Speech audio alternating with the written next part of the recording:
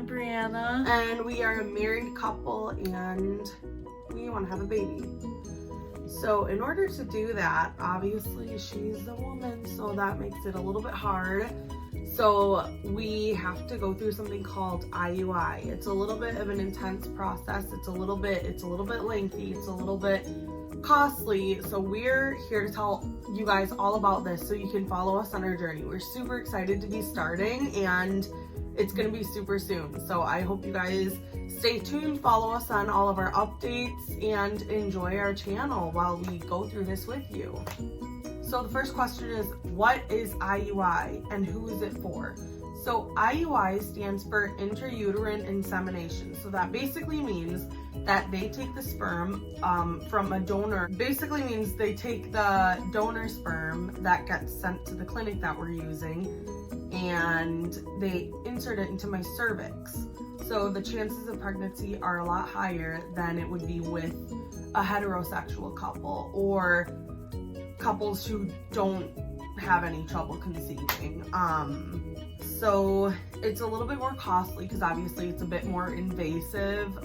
They have to do testing, they have to do blood tests, lab work, lots of other things, and they have to do that on the donor's end as well. So I'm going to be getting testing done and they're going to be getting testing done, and it's definitely a process. So anybody who is a heterosexual couple who has problems conceiving can get IUI done. Anybody, like a lesbian couple, can get it done. Anybody who has trouble conceiving can get it done. So the next question is, when are we starting as a couple?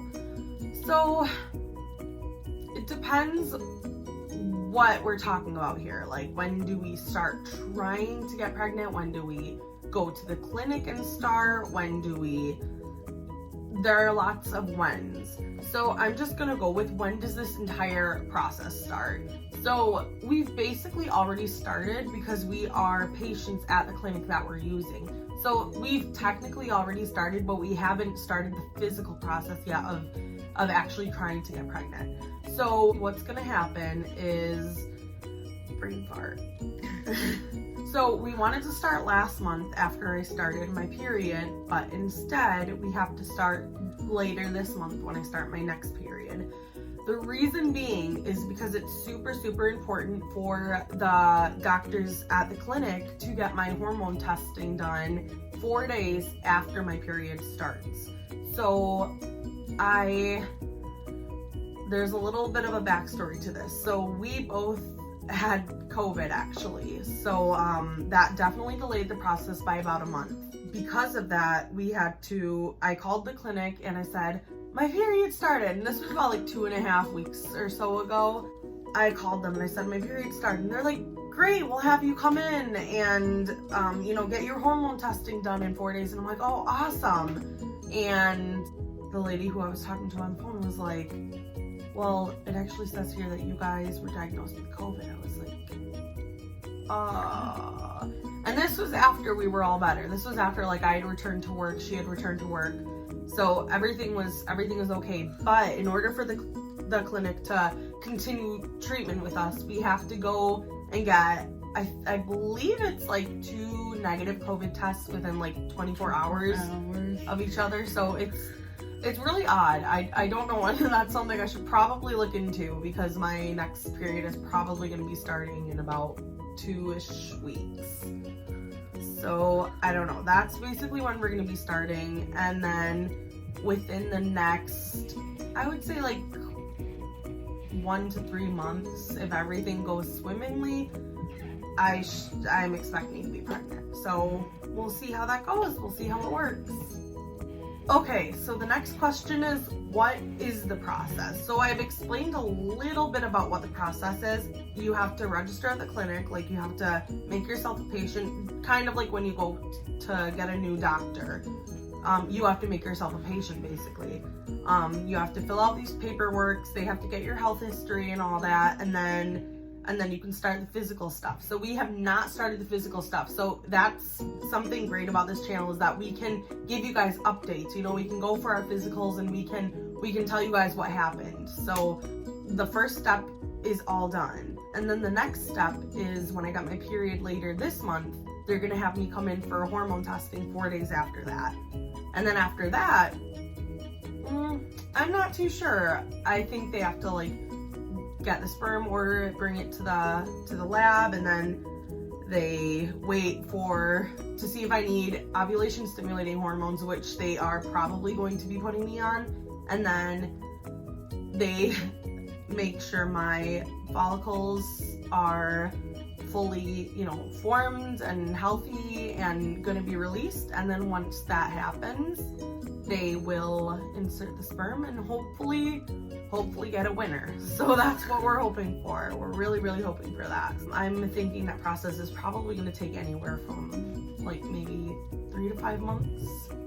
But I don't know. You guys are gonna be on this journey with us, and we'll see all together. I have an OB appointment on September 9th, so that's next Wednesday.